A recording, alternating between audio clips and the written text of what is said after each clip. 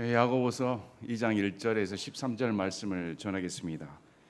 2장 1절부터 13절 말씀을 보면 하나님께서 야고보를 통해 우리에게 사람을 외모로 판단해서는 안 된다는 말씀을 주십니다.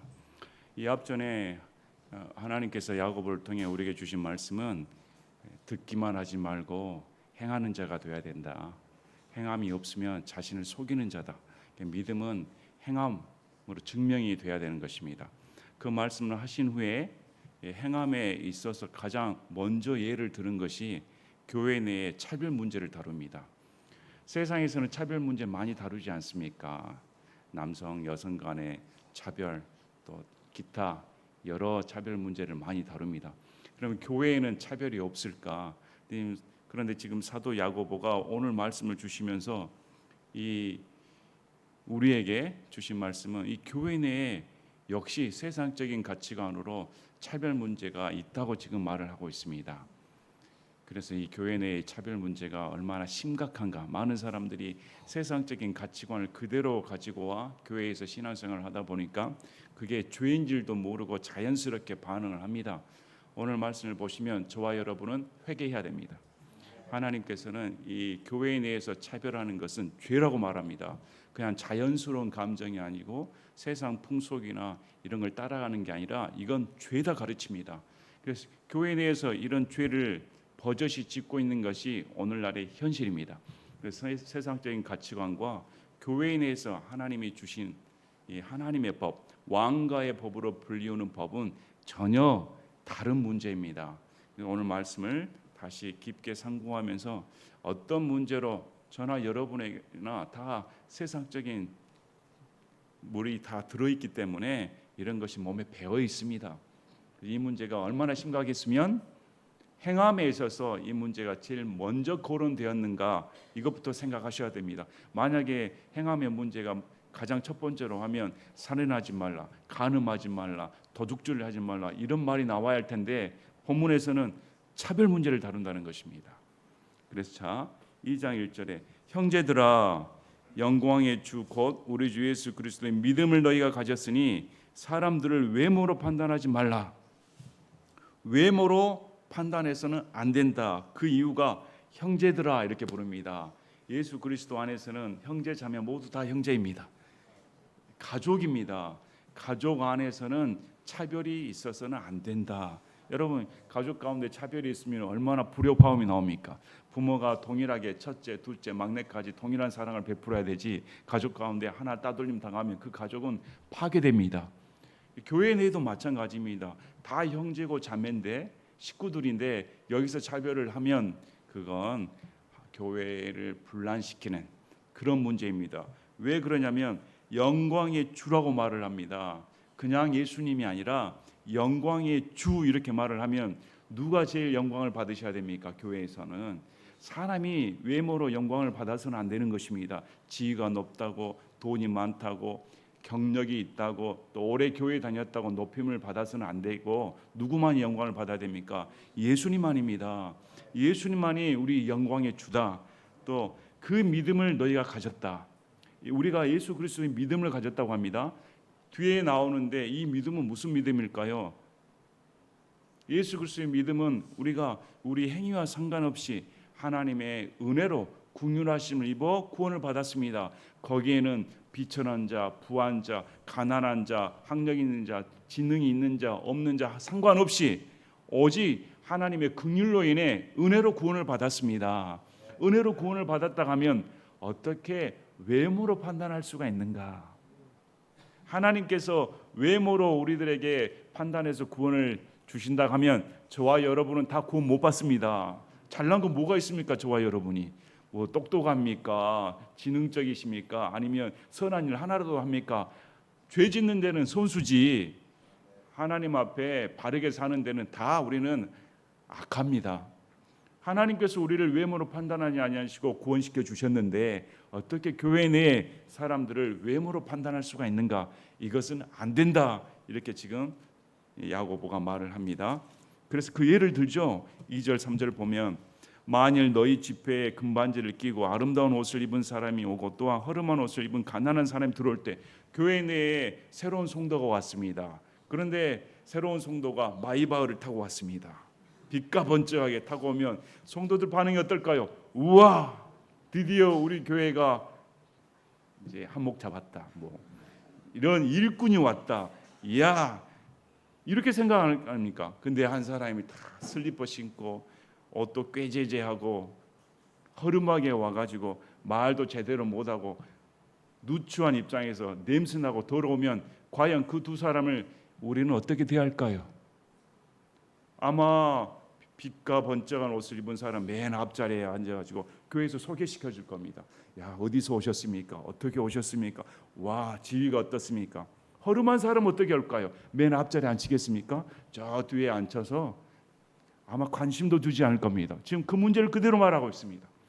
너희가 화려한 옷을 입은 자에게 관심을 기울이며 그에게 이르되 여기 좋은 자리에 앉으십시오, 이렇게 말하고, 옷이 남루한 옷을 입고 오면 가난한 자에게 저기 저 구퉁이에 서 있든지 아니면 안 보이는 데 앉아 계시기 바랍니다. 교회 창피합니다. 이것을 지금 다루고 있습니다. 여러분, 오늘날 교회가 어떻습니까? 오늘날 교회가 이 모양 아닙니까? 오늘날 교회가 일꾼들은 돈이 많아야 돼, 지식이 있어야 돼, 잘나야 돼, 또 돈으로 장로 사지 않습니까? 예전에 논란에 휩싸였죠. 11조를 내는 성도만 교인으로 등록하게 해주겠다. 이거 완전히 물질적인 가치관이 들어와 버렸습니다. 그러면 11조를 안 내면 성도가 아니란 말입니까? 교인이 안 된단 말입니까? 교회에 대해서 버젓이 그렇습니다. 또 유명 인사들은 여기 나와서 간증을 시킵니다. 아마 프랑카드를 걸 겁니다. 와, 이런 유명한 인사가 우리 교회에 와 간증 집회를 합니다. 와서 성공담하겠죠. 제가 예수님 믿어서 이렇게 지식적으로 뛰어나게 되고 예수님 믿어서 일사천리로 이렇게 성공담, 그런 성공담은 간증거리가 됩니다. 그런데 실패한 사람은 어떨까요? 망한 사람, 가난한 사람을 앞에 단에 세우겠습니까? 이것이 오늘날의 교회의 현실 아닙니까? 교회가 그만큼 타락했다는 것입니다. 하나님께서는 인간을 그렇게 외모로 판단하지 않으셨습니다. 우리 신명기 10장 17절에도 주 너희 하나님은 신들의 신이시요 주들의 주시며 위대하시고 강력하시며 두려우신 하나님이시니라. 그분은 사람들을 외모로 판단하지 아니하시고 대가를 받지 아니하시며 아버지 없는 자와 과부를 위해 판단의 공의를 집행하시고 나그네를 사랑하사 그에게 음식과 옷을 주시나니 그러므로 너희는 나그네를 사랑하라. 너희는 이집트 땅에서 나그네였느니라. 하나님께서는 우리를 외모로 평가하지 않습니다. 하나님 입장에서 보면 우리는 다 죄인이고 더러운 죄인데 거기 아닙니까? 그러니까 하나님께서는 외모로 판단하지 아니하시고 긍휼을 베풀어 주신다. 너희도 이집트 땅에서 볼품없는 나그네 아니었는가? 집도 없고 떠돌이 인생 아니었는가? 그런데 뭐나 된 것처럼 사람을 외모로 평가한다면 그게 말이 되겠는가?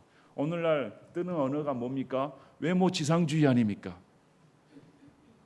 다른 건 다 용서해도 얼굴이 안 되면 용서 못한다. 요즘 더 그냥 쉽게 말을 합니다. 또 우리나라는 더 그러죠. 우리나라는 성형 천국 아닙니까? 성형 강국으로 소문이 나 있습니다. 외국에서도 와서 성형 수술 받으려고 난립니다. 또 카푸어 얘기 들어보셨죠? 돈은 없어도 좋은 차는 타야겠다. 수입차 타면서 다른 사람에게 보여주기 시작. 특히 한국 민족은 그렇습니다. 왜 남들에게 그렇게 보여주려고 하는 거지? 유명한 백화점 가면 백 사려고 줄줄이 서 있지 않습니까? 남에게 보여주려고. 그게 무슨 의미가 있습니까? 교회 내에서도 그렇습니다. 교회 내에서도 백 한번 좋은 거 들고 와야지, 귀걸이 들고 와야지, 멋지게 포장해야 되지. 왜? 그래야 알아주니까, 대접받으니까. 자동차도 비싼 거 타고 오면 백화점에서 잘 봐주고, 저기 작은 소형차 타고 오면 무시해버리고. 이것이 오늘날 벌어지는 현실인데, 그건 세상에서 있으면 세상에서는 상위 1%를 위한 마케팅 이해를 합니다. 그건 세상적인 가치관으로 돈을 벌기 위해서. 그런데 교회에서조차 그런 일이 벌어진다고 하면 어떻게 되겠는가? 교회 내에서조차 돈 자랑하고 돈을 버는 것이 하나님을 잘 믿는 것이다 이렇게 말을 해버리면 그것은 완전히 타락해버린 겁니다. 그건 죄입니다. 그건 죄입니다. 하나님을 어떻게 생각하시는 겁니까?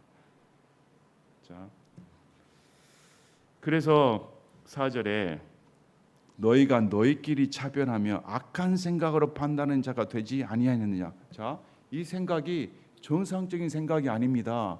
악한 생각입니다. 그 생각은 교회 내에 사람이 들어왔을 때 목사도 마찬가지고 얼른 머리 계산하면서 헌금 얼마 내겠다. 야, 이번에 재정이 얼마 되겠다. 가난한 사람 우리 재정이 보탬이 안 되는데, 젊은이가 오면 여기 안착하면 자녀 낳고 교회 성도 수가 늘어나겠는데, 이렇게 생각하고 계산하는 순간 그건 악한 생각이다. 여러분 악한 생각 안 해보셨습니까? 솔직히 여러분 스스로 한번 마음에 생겨보시길 바랍니다. 과연 여러분 스스로 마음 가운데 이런 악한 생각을 한 적이 없으실까요? 제 생각에는 전부 다 그런 것 같은데, 우리가 인생이 그렇습니다. 왜 이것이 비롯됐는가? 하나님의 긍휼을 모르니까, 하나님께서 나를 어떤 상황에서 구원시켜 주셨다는 것을 망각한 것입니다. 이런 일은, 만약에 이렇게 사람을 차별하고 외모로 판단한 이런 일을 저지르는 것은 예수님이 나를 십자가상에서 어떻게 구원시켰다는 것을 망각하고 무시해버리며 배은망덕한 행동입니다. 맞습니까? 맞는 말입니다. 내가 어떤 처지에서 구원을 받았는데 어떻게 다른 사람을 판단할 수 있는 그런 근거를 제가 제시할 수 있단 말입니까? 해서는 안 된다. 자, 그러면서 이렇게 말하죠. 너희들이 그렇게 멸시하는 가난한 자는 어떤 자였는가?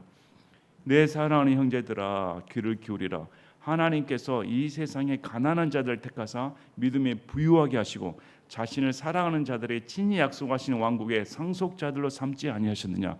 여기 보면 세 가지가 반복되어 있습니다. 너희들이 멸시하고 천대했던, 교회 내에서조차 차별 대우했던 그 가난한 자는 첫째, 하나님이 선택했다. 하나님께서 선택한 자인데 너가 뭐라고 왈가왈부하며 차별 대우할 수가 있는가?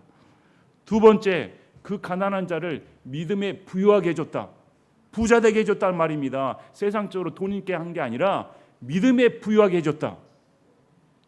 그 다음 세 번째, 그를 상속자로 삼았다. 가난하고 헐벗고 굶주린 자가 와서 구원받았습니다. 그런데 그가 하나님께서 택하시고 믿음에 부유하게 하셨으며 하나님의 상속자로 삼았는데 너가 무슨 권리로 그를 멸시할 수가 있는가? 그건 하나님을 멸시한 것과 같습니다. 자, 우리 고린도전서 1장 26절에서 29절 보면, 고린도전서 1장 26절 29절에도 고린도 교회에 분란이 많이 있었죠. 서로 잘난 체 했습니다. 있는 체 했습니다. 이러할 때 사도 바울이 형제들아 너희는 너희가 부르심을 받은 것을 보라. 부르심을 받은 자로서 육체를 따라 지혜로운 자가 많지 아니하고 강령한 자가 많지 아니하며 고귀한 자가 많지 아니하더라. 그러나 하나님께서 지혜로운 자들을 당황하게 하시려고 세상의 어리석은 것들을 택하셨고 하나님께서 강력한 것들을 당황하게 하시려고 세상의 약한 것들을 택하셨으며 하나님께서 있는 것들을 쓸모없게 하시려고 세상의 천한 것들과 멸시받은 것들과 참으로 없는 것들을 택하셨나니 이것은 어떤 육체도 자신 앞에서 자랑하지 못하게 하려 하심이라. 성도들 가운데 대부분이 가난하고 헐벗고 지식이 없고 천대받는 사람들이 대다수였습니다. 세상으로서는 인정받지 못한 사람이었습니다. 너희들이 그런 형편 아니었는가? 그런데 하나님께서 세상의 지혜로운 자, 세상의 부한 자, 있는다고 교만을 떠는 자를 부끄럽게 하기 위해 너희들을 구원시켰다. 그런데 어떻게 너희들이 마치 자기가 구원 얻은 것처럼, 자기가 잘나서 된 것처럼 그렇게 교만을 떨 수가 있는가? 안 된다는 것입니다. 겸손하게 자랑하지 못하게 이런 나를 하나님이 구원시켜 주셨습니다. 그런데 어떻게 이 예수 그리스도의 은혜를 안다고 하면 세상적인 잣대로 교회 내에서 동일한 세상적인 가치관을 행사할 수가 있는가? 참 어리석습니다. 정말 어리석습니다. 그만큼 교회가 하나님의 말씀을 무시하고 타락해 버렸다는 것입니다. 남에게 잘 보기 위해, 예배 드릴 때도 잘 보기 위해 온 사람 얼마나 많습니까? 거치장하는 거 좋습니다. 하나님 앞에 깔끔하게 온 거 좋습니다. 그런데 하나님 앞에 잘 보기 한 게 아니라 사람들 눈치 때문에, 사람들한테 잘 보기 위해, 과시하기 위해 치장을 하고 온다고 하면 그건 죄다, 이렇게 말씀을 합니다. 자, 그러나 너희는 가난한 자를 업신여겼도다. 부자들은 너희를 압제하고 재판석 앞으로 너희를 끌고 가지 아니하였느냐? 자, 이렇게 하나님께서 가난한 자를 사랑하시고 택하셔서 믿음에 부유하게 하시고 상속자로 삼아주는 그런 은혜를 베풀어 줬는데 너희가 그렇게 존경하는 우대하는 부자들은 어떤 짓을 저질렀는가? 너희를 학대하고 그리스도인이라고 핍박하는 자가 가난한 자가 아니죠. 지위가 있는 자, 세상에서 부를 누리는 자가 너희를 핍박하지 않는가? 그럼 이것이 모순이 되는 거 아닙니까? 어떻게 그렇게 부한 자에게 굽심될 수가 있는가? 차별해서는 안 된다. 그렇다고 해서 가난하다고 해서 잘 믿고 부자라고 해서 잘 믿지 않는 그런 이분법적인 논리를 펼치는 것이 아닙니다. 지금 야고보가 말하는 것은 가난한 자, 부한 자 할 것 없이 다 한 형제니까 절대 차별해서는 안 된다는 요지로 말을 한 것입니다. 가난은 선이고 부는 악하고 이런 요지가 아닙니다. 우리 전북 김제 금산교회 아름다운 일화가 한국교회에 전해지고 있죠. 아시고 계실까요? 혹시? 한국교회에 널리 미담이 펼쳐지고 있습니다. 그 오랜 시절 전에 전북 김제 금산교회 현재 모태가 그 조덕삼 장로님 집이었죠. 조덕삼 이분이 돌아다니며 설교하는 미국 선교사를 자기 집으로 데려와 성경 공부하게 하고 또 예배까지 드리게 하였습니다. 부자였습니다. 근데 경상도에서 온 머슴이 있었습니다. 이자익이라고 이 젊은이를 키웠습니다. 자기 아들과 함께 교육도 시키고 그래서 신앙생활을 하다 보니까 두 분 다 집사가 되었습니다. 그런데 장로 투표를 하는데 아마 들으신 분은 들으시겠지만 이 부자인 조덕산 이분이 예상과 다르게 장로에서 떨어져 버리고 머슴인 이자기 이분이 장로로 선출돼 버렸습니다. 여러분 같으면 어떻겠습니까? 이놈의 교회 내가 때려친다 이러지 않겠습니까? 자기가 키웠던 머슴이 장로가 되고 정작 모든 걸 대줬던 자기는 장로에서 탈락을 해버리면 누가 그걸 납득을 하겠습니까? 그런데 이분이 위대한 이유가 거기서 바로 교회를 칭찬했습니다. 그리고 이 머슴을 깍듯이 장로로 대접을 했습니다. 교회에서는 장로로 깍듯이 대접을 하고 또 이 머슴은 집에 오면 주인을 깍듯이 대접하고 나중에 이 조덕삼 이분이 본인도 장로가 된 후에 이 이자기 이분 머슴을 보고 총명하니까 자기가 돈을 대줘서 신학 공부를 시킵니다. 그래서 신학을 졸업한 후에 담임 목사로 금산교회로 초빙을 합니다. 그래서 장로로서 이 머슴을 목사로 끝까지 이렇게 순종했던 아름다운 일화가 전해지고 있습니다. 그래서 이 이자익 목사님이 장로교 총회장을 3번 연속했다고 전해지고 있습니다. 이거 아름다운 일화 아닙니까? 만약에 이런 일화가 지금까지 전해지고 있을까요? 과연 교회 내에서 이런 행동을 할 수가 있을까? 참 본받아야 됩니다. 어떤 형태에서 우리가 구원을 받았는가 이걸 안다고 하면 이런 차별은 교회 내에서 존재하지 않을 텐데 이런 하나님의 은혜를 망각하니까 저와 여러분이 이런 죄를 저지른 것입니다. 자, 그래서 8절을 보시기 바랍니다. 너희가 성경 기록에 따라 너는 내 이웃을 너 자신과 같이 사랑하라 하는 왕가의 법을 성취하면 그것은 잘하느니라. 보면 왕가의 법이 나옵니다. 두 가지 의미가 있습니다. 왕가의 법은 왕이 직접 법을 제정해 주셨다. 또 최고의 권위를 갖는다. 왕의 법입니다. 왕가 또 우리가 왕의 가족으로서의 지켜야 할 법입니다. 이 법은 무슨 법인가? 내 이웃을 너 자신과 같이 사랑하라. 율법입니다. 우리 레위기 19장 18절에 하나님께서 법으로 주셨습니다. 레위기 19장 18절에 너는 원수를 갚지 말고 내 백성의 자손들에게 불평하지 말며 내 이웃을 너 자신과 같이 사랑하라. 나는 주니라. 하나님께서 내 이웃을 너 자신과 같이 사랑하라. 이것은 율법으로 주신 말씀이었습니다. 그러면 신약에서는 이런 말씀이 없을까요? 신약에서도 동일하게 말씀을 하십니다. 마태복음 22장 35절에서 40절을 보면 한 율법사가 예수님께 나와 시험을 합니다. 율법의 계명들이 여러 개가 있는데 가장 큰 계명은 무엇입니까? 했더니 예수님께서 말씀하시죠. 너는 내 마음을 다하고 혼을 다하고 생각을 다하여 주 내 하나님을 사랑하라. 이것이 첫째가 하는 큰 명령이요. 둘째 명령은 그것과 같으니 곧 너는 내 이웃을 너 자신과 같이 사랑하라 하니라. 모든 율법과 대언자들의 글이 이 두 명령에 매달려 있느니라 하시니라. 첫째 하나님을 사랑해라. 둘째 내 이웃을 내 자신과 같이 사랑해라. 모든 율법과 대언자들의 말이 여기에 달려 있다. 율법은 내 이웃을 내 몸과 사랑하라. 이걸로 성취되어 있습니다. 로마서 13장 8절 10절을 보면 나오지요. 로마서 13장 8절 10절 다른 사람을 사랑하는 자는 율법을 성취하였느니라.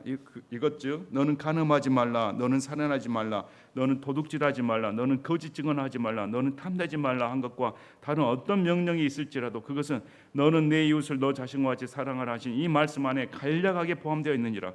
사랑은 자기 이웃에게 해를 끼치지 아니하나니 그러므로 사랑은 율법의 완성이라. 너 이웃을 내 자신과 같이 사랑하라. 이 말에 살인하지 말라, 가는지 말라, 이웃것 훔치지 말라, 도둑질하지 말라, 탐내지 말라, 이 모든 말씀이 거기에 압축되어 있다. 율법의 완성이라고 말합니다. 그래서 지금 이 차별하는 것이 율법을 범한 것이다. 차별하는 것이 내 이웃을 사랑하는 말에 법을 어긴 것이다 말을 합니다. 사랑한다고 하면 차별할 수가 없습니다. 사랑한다고 하면 사람을 외모로 판단할 수가 없습니다. 그런데 이 왕과의 법을 너희가 어겼다. 이건 예수님께서 우리에게 명령하신 것입니다.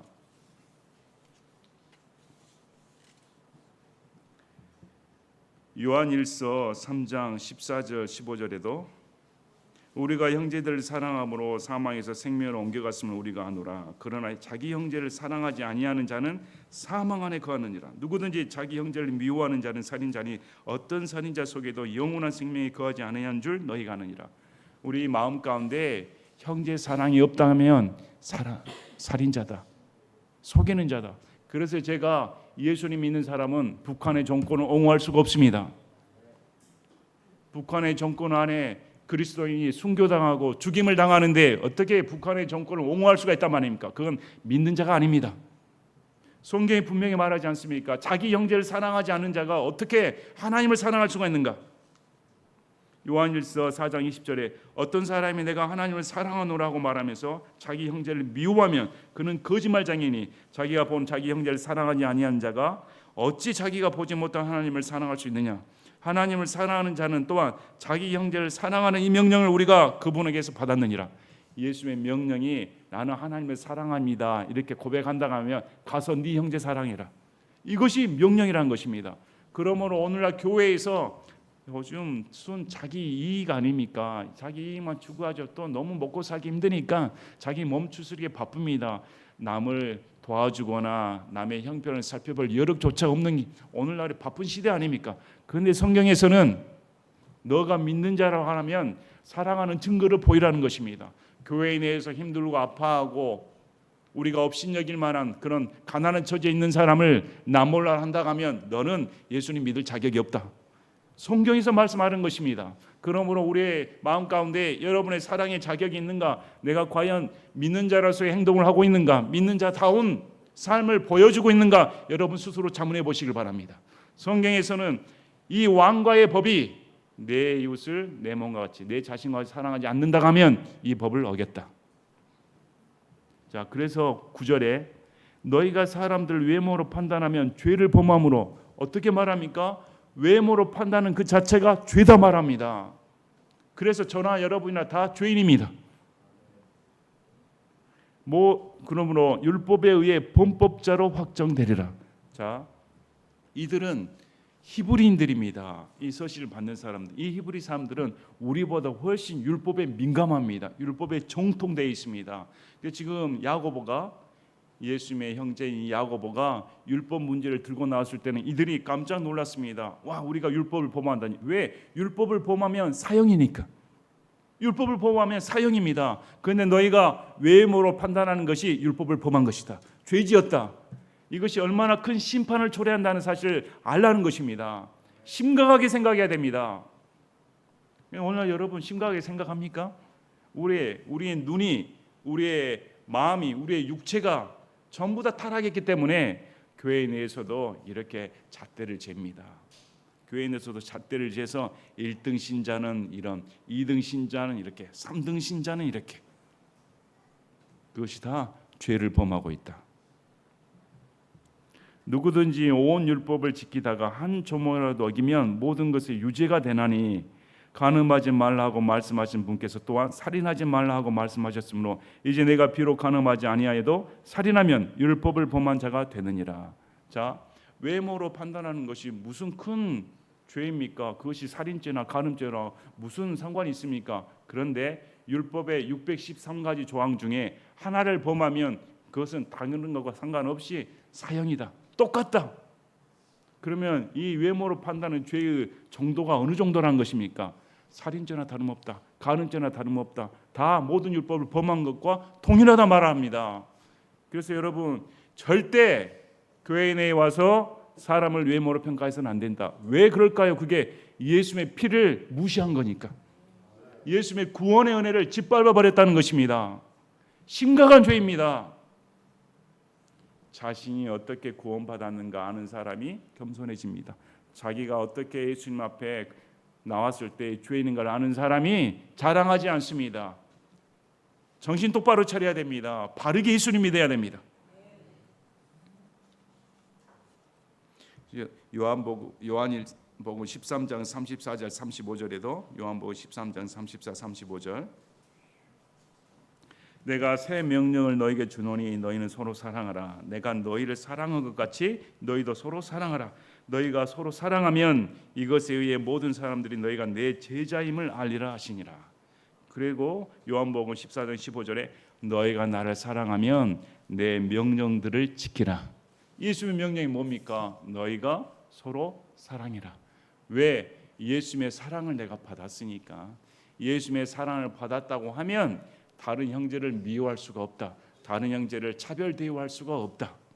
여러분 정말 여러분이 교회 내에 성도들 가운데 차별 대우 안 하십니까? 정말 똑같게 사랑하고 계십니까? 여러분 양심에 손을 얹고 나는 저 사람을 미워하지 않습니다. 나는 저 사람을 덜 사랑하지 않습니다. 나는 저 성도 똑같아 동일하게 섬겨주고 사랑하고 있습니다. 이렇게 양심적으로 고백할 수가 있습니까?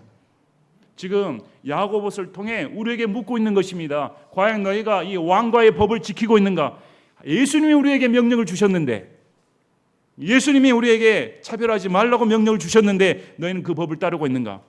정말 내가 예수님 사랑합니다. 하나님 사랑합니다. 100번 1000번 감동의 눈물을 흘려 찬송할지라도 너는 정말 그렇게 하고 있는가?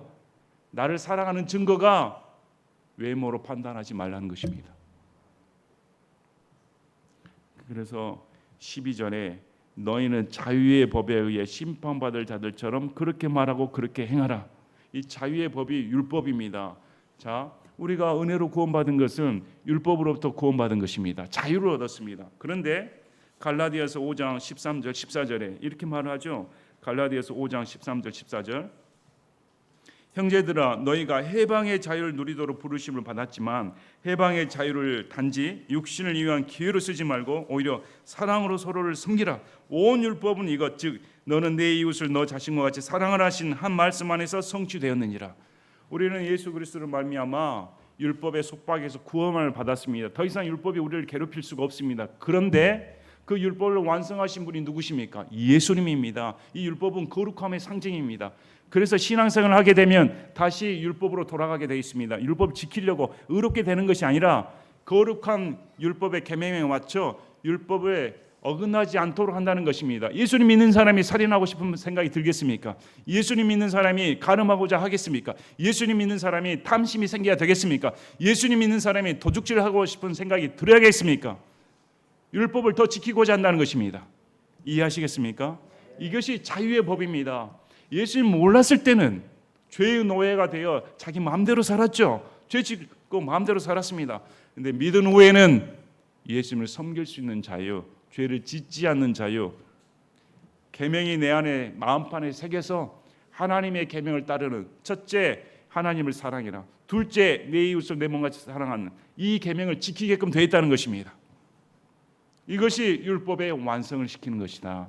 그러므로 너희가 만약에 율법의 조항을 어기면 사형당하는 선고를 아는 것처럼 이 자유의 법을 어기면 그것도 심판받는다는 것입니다. 그걸 명심하라고 말을 합니다.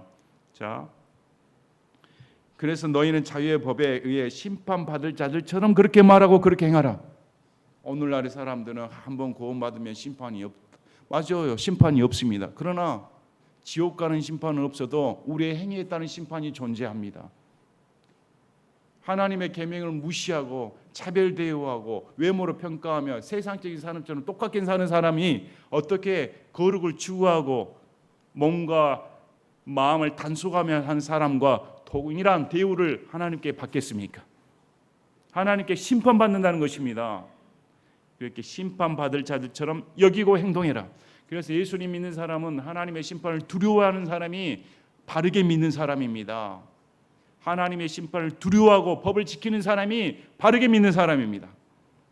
이는 긍휼을 베풀지 않은 자가 긍휼 없는 심판을 받을 것이기 때문이니 긍휼은 심판을 이기고 기뻐하느니라. 자, 모순되는 것처럼 보입니다.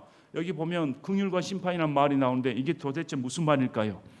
긍휼을 베풀지 않은 자는 예수님 믿는다 하면서도 사랑이 없는 자입니다. 그 자는 긍휼 없는 심판을 받는다. 왜? 너는 믿는다고 하는데 믿는 척만 했지 네 마음 가운데 예수를 믿는 적이 한 번도 없으니까. 근데 긍휼을 하는 사람은 내가 어떻게 하나님께 구원을 받았는데 심판받을 수밖에 없었는데 지옥 갈 수밖에 없었는데 하나님의 긍휼 때문에 내가 구원받았는데 그 긍휼을 하는데 어떻게 다른 사람을 긍휼히 여기지 않겠습니까? 또 살면서 하나님께서 두려워하시고 내 행위 가운데 지켜보시며 거룩하게 살지 아니하면 행위에 따른 하나님의 보상의 심판을 받는 줄 인식을 하니까 하나님, 제가 아무리 하나님 앞에 살려고 해도 율법으로는 의로움을 받을 수가 없습니다. 저는 율법을 지킬 능력이 없습니다. 주여 긍휼히 여겨주시기 바랍니다. 신앙생활 해도 마찬가지고 제가 열심히 신앙생활 해도 저는 여전히 죄인입니다. 하나님의 긍휼만을 바랄 뿐이라 이 사람은 심판을 이긴다는 것입니다. 이 사람에게는 심판이 내려지지 않는다는 것입니다. 근데 긍휼도 모르고 다른 사람 사랑할 줄도 모르고 교만이 떨며 세상적인 가치관을 사는 사람은 하나님의 사랑과 하나님의 긍휼을 경험한 적이 없으니까 긍휼 없는 심판을 받는다. 오늘 말씀을 보시면 실제적입니다. 우리 신앙은 실천적이어야 됩니다. 추상적인 것이 아닙니다. 실제 생활에 성도 간의 생활 가운데 이 긍휼과 하나님의 향한 열정, 하나님의 사랑은 내 마음 가운데 또 내 행동 가운데 그대로 드러나는 것입니다. 옆 성도들 가운데. 그래서 오늘 말씀은 왕가의 법이다. 왕가의 법에는 저나 여러분이나 아무 차별이 없이 하나님께서 오직 예수 그리스도의 피로 전부 다 구원받은 형제 자매이다. 우리 로얄 패밀리 아닙니까? 왕손들입니다. 맞지 않습니까? 그런데 무슨 차별입니까? 지금 내가 세상에 살다 보니까 이 꼴이지 그날 한번 가서 보자. 항상 말하죠. 쨍하고 해 들러 온다. 그날 다가오면 내가 계속 누추하게 살 것 같습니까? 내가 꾀죄죄하고 살 것 같습니까? 그날에 우리 주인 예수님을 만나는데 내가 한없이 여기서 외모가 남들처럼 비난받는 그런 외모로 살 것 같습니까? 그것은 한시적입니다. 그날이 되면 여러분 저를 몰라볼 겁니다. 맞지 않습니까? 왜? 지금 내 모습이 아니니까. 그리스도의 영광스러운 몸과 같이 변화된다고 성경은 말씀을 하시니까 지금 내 모습으로 영원히 살고 싶지도 않습니다. 완전히 변화되어 저 천국에서 하나님과 영원히 함께 삶으로 이런 사람들인데 어떻게 한시적인 눈으로 지금 사람들을 평가해야 되겠습니까? 여러분 옆에 분들 보시기 바랍니다. 지금 받으세요. 나중에 이 모습 잊혀지니까. 지금 받으시길 바랍니다. 지금 이 모습은 이 땅에 사는 동안 존재하니까 지금 열심히 받으시길 바랍니다. 그날에서는 보고 싶어도 못 봅니다. 이 모습은. 맞습니까? 여러분 우리가 왕가의 법이고 왕가에 속한 왕의 자녀들이다. 명심하시길 바랍니다. 더 이상 우리 교회 내에서도 이런 차별은 없어야 된다. 누구나 어딘지 간에 오셨으면 야 감사합니다. 부하든 천하든 있는 자든 없는 자든 젊은이든 노인이든 또 교회에 보면 나이 드신 분들은 눈치가 보이는 모양입니다. 내가 이제 나이가 많이 들어가지고 괜히 자리 축내고 있나. 젊은 사람들이 앞서서 일해야 될 텐데 또 딱 여기 있는 사람들은 여기 젊은이들만 딱 세워야 되지. 왜 나이 드신 분이 올까? 이렇게 봐서는 안 되는 것입니다. 찬양하는데 무슨 나이가 필요합니까? 입술만 있으면 되지. 마음만 있으면 되지. 아시겠습니까? 하나님께 누구나 감사하고 찬양하는, 참 누구나 차별하지 마시고 하나님만 바라보는 우리 예수님만의 영광을 높이는, 그래서 영광의 주 예수 그리스도의 믿음을 너희가 가졌다. 그랬다 하면 절대 이런 일은 일어나서는 안 된다. 명심하시길 바랍니다. 네, 제가 기도하고 마치겠습니다.